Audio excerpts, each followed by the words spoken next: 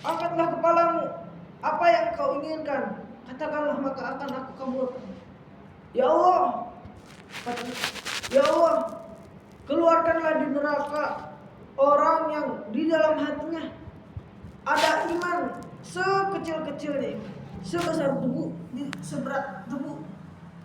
Maka dikeluarkanlah di neraka orang yang ada di dalam hatinya iman sebesar debu. Itu iman yang paling kecil, Pak. Iman yang paling rendah, paling ringan iman. Maka dimasukkanlah ke dalam surga. Maka kita bersyukur sejauh mana sih keimanan kita.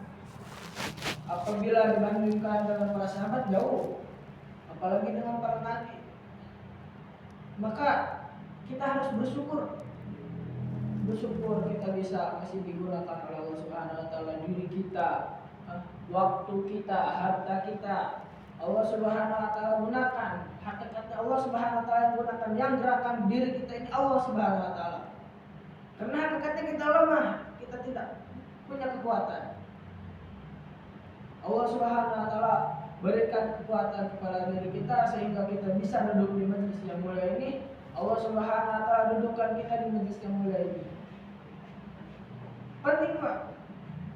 Apabila kita ada keselamatan, maka pasti kita istiqomah. Tapi apabila dalam hati kita ini hanya keterpaksaan, maka tidak akan istiqomah, tidak akan lama kita terlempar lagi.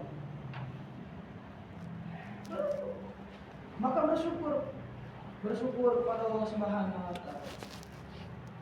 Bersyukur kita tanamkan dalam hati kita ini bahwa kita seperti ini, kita bersyukur.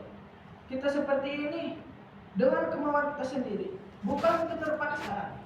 Apabila memang kita keterpaksaan, kita terus harus berlama-lama di masjid, berlama-lama dalam amal. Makanya insya Allah keterpaksaan yang di dalam hati kita ini ada, lama-kelamaan akan hilang sedikit demi sedikit. Seperti kita membuat amalan baru. Tadinya kita jamu salat malam, terus kita ini ada keinginan, ada kemauan, maka kita pasti akan mengusahakan bagaimana kita bisa sholat malam. Tapi ketika pertama ini, Pak, tidak akan langsung ikhlas kita sholat malam. Pasti melewati rintangan-rintangan ria, sombong, terus ingin dilihat orang. Pasti melewati rintangan itu dulu. Apabila nanti kita sudah lulus melewati rintangan itu, maka disitulah kita akan bisa ikhlas kepada Allah Subhanahu wa taala. Amalan-amalan kita bisa ikhlas.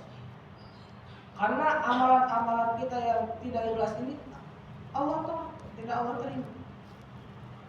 Seperti itu.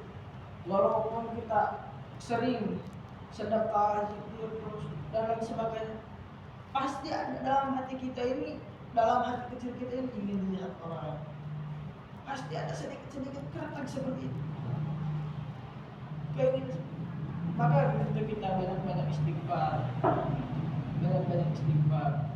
Apabila kita sering lupa, maka banyak-banyak membaca ayat kursi. Kita lupa, kadang-kadang sudah diingatkan seperti ini lupa. Maka setelah diingatkan lagi kita banyak-banyak baca ayat kursi. Tapi di samping kita membaca ayat kursi, kita juga harus dibantu dengan salawat.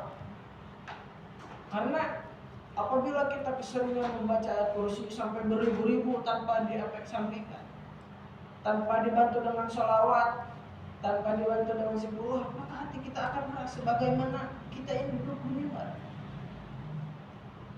Apabila kita sering-sering ceramah-ceramah, apabila kita sering-sering baca itu, hati akan keras.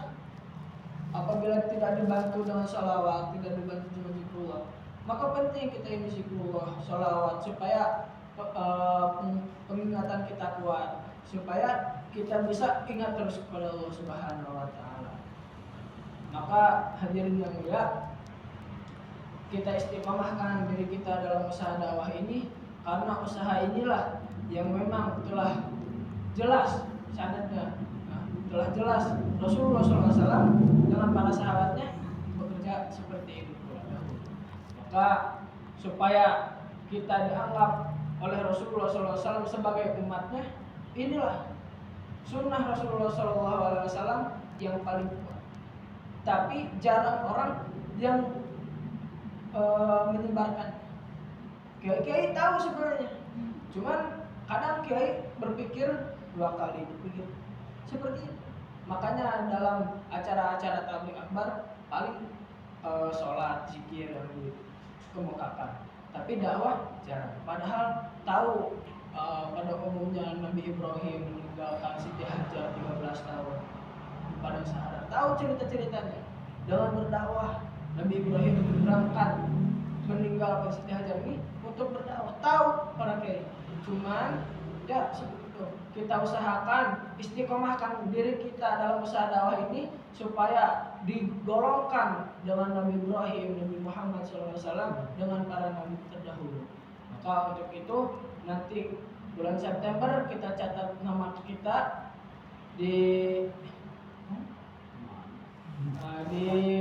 kertas